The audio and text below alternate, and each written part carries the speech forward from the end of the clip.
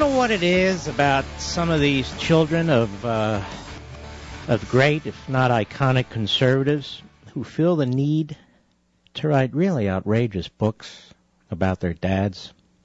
We had the spectacle of Christopher Buckley writing about his father, the great William F. Buckley, Jr. Nobody would know who Christopher Buckley is but for his father. I mean, talking about intimate information involving his mother and his father and his father's last days and so forth. I mean, I would never purchase a book or show any regard for somebody who turns on their own father that way, who does more to attempt to besmirch his reputation than anyone on the left ever could or would. And then I read in U.S. News, Paul Bedard, an excellent reporter, Washington Whispers, that Ronald Reagan's son, not the great Michael Reagan, but Ronald Reagan Jr., has now attempted to pull the same stunt. I'll begin this now, and we may need to take this over after the bottom of the hour. 2011 is a big year for Ronald Reagan fans, being the centennial of his February 6th birth in Illinois. But youngest son Ron Reagan is spoiling the good cheer with a new book that suggests the Gipper suffered from Alzheimer's disease while in the White House, a claim dismissed by Reagan's doctors and outside experts. Quote, had the diagnosis been made in, say, 1987, would he have stepped down, Ron asks, regarding the disease confirmed in 1994? I believe he would have, he writes in My Father at 100, a memoir. In addition to challenging the former president's doctors, Ron also reports for the first time that Reagan, right after falling off a horse 6 months out of the White House, underwent brain surgery, denied by Reagan associates. Let's start with the Alzheimer's diagnosis, writes Bedard. It was announced in 1994. While it prompted some to suggest they knew Reagan had the disease as president, his 4 White House doctors said they saw no evidence of it.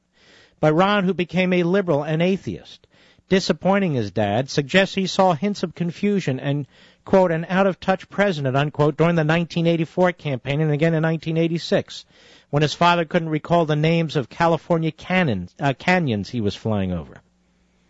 Arguing his case in the book, Ron adds that doctors today know that the disease can be in evidence before being recognized. Quote, the question, then, of whether my father suffered from the beginning stages of Alzheimer's while in office more or less answers itself, he writes. Besides playing amateur doctor, Ron Reagan reveals if true brain surgery on his dad never before reported. He accurately reports that Reagan, after leaving the presidency, was bucked from a horse on July 4, 1989, while in Mexico. Ron tells of how his dad, after initially refusing medical help, was transported to a San Diego hospital. Quote, surgeons opening his skull to relieve pressure on the brain emerged from the operating room with the news. They detected what they took to be probable signs of Alzheimer's disease, unquote. Several Reagan associates, however, say there was never surgery in San Diego. What's more, there's no reporting about any San Diego operation on Reagan. News reports at the time of his fall say Reagan was flown to the hospital in Arizona, where he was treated for scrapes and bruises and released after 5 hours. There were no reports of Reagan with a shaved head or skull stitches later that month when he served as a guest TV announcer at the July 11 Baseball All-Star Game in Anaheim, California, or when he was inducted into the Cowboy Hall of Fame in Oklahoma City on July 21st. In September, he went to the Mayo Clinic where a small burr hole was drilled to relieve a fluid buildup due to the fall. That's it. Ron Reagan doesn't mention this, but says that Reagan visited the Mayo Clinic in 1990 for tests that, quote, confirmed the initial suspicion of Alzheimer's, unquote. Reagan's post-presidency history, documented in several archives like University of Texas, reveal no such visit. And Dr. John Hutton, Jr., his doctor from 1984 through Reagan's retirement, told the New York Times Reagan didn't show the telltale symptoms until 1993. Ron Reagan won't talk about his book until its release, says his publisher, Viking. The publisher also didn't provide documents backing up the San Diego operation claim. Well, I have some backup research that I've done on the claim. The really scurrilous claim by his son, Ron Jr., that Ronald Reagan had Alzheimer's while he was president. These kind of books, and I'll get to it after the break, they diminish the authors, not their subjects. Now, I want to address this Ronald Reagan issuing Alzheimer's in the White House that his son, Ron Jr., will now be all over the country promoting, no doubt, on MSLSD, various bookstores, on websites like David Frum's and so forth. Did Ronald Reagan have Alzheimer's disease while he was president? Now, this has been addressed many, many times before.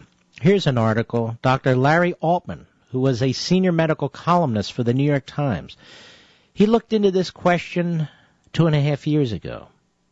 And he said in part that he was, quote, unable to find any evidence by any medical criteria that is known to the medical profession that Mr. Reagan had any symptoms or signs of Alzheimer's when he was president, quote, unquote.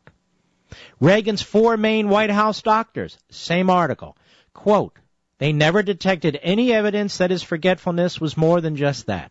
His mental competence in office, they said in a series of recent interviews, was never in doubt. Indeed, they pointed out tests of his mental status did not begin to show evidence of the disease until the summer of 1993, more than 4 years after he left the White House, unquote. Washington Post, June 7, 2004. When asked if Ronald Reagan's forgetfulness in the White House was an early sign of Alzheimer's, David Schenck, author of The Forgetting, Alzheimer's Portrait of an Epidemic, said, everyone wants to know that about Reagan, understandably. The short answer is no. He did not have diagnosable Alzheimer's in the White House. Another article going back to June 7, 2004, ABC. Dr. Larry Altman, senior medical columnist, New York Times again. I was unable to find any evidence by any medical criteria that is known to the medical profession that Mr. Reagan had any symptoms or signs of Alzheimer's when he was president. The signs and symptoms developed several years after he left office, but interviews with senior cabinet officials in his last term, with his doctors who treated him on a regular basis, and other people who knew him, could turn up no evidence that there was any incidents that suggested that he had Alzheimer's. And even his biographer didn't find any evidence of it, quote, unquote. But there's Ron Jr. cashing in. But it won't work. Didn't work with Buckley's boy, and it won't work with Ron Jr. And here it is. The book is specifically timed to cast a cloud over the Reagan centennial, the 100th anniversary of his birth, February 6th. There's another book coming out by Michael Reagan, who always supported his father and is a dear friend of mine. And we'll be having Michael Reagan on, when is it, Mr. Producer? I don't remember. We'll be having him on in 2 weeks to talk about his father. And it won't be a fiction. It'll be a nonfiction. It's sad, isn't it? It's very sad. And yet, it is what it is. And, of course, Ron Reagan is a big lib.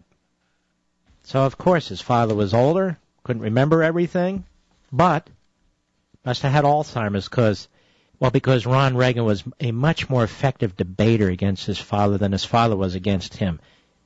He assures us.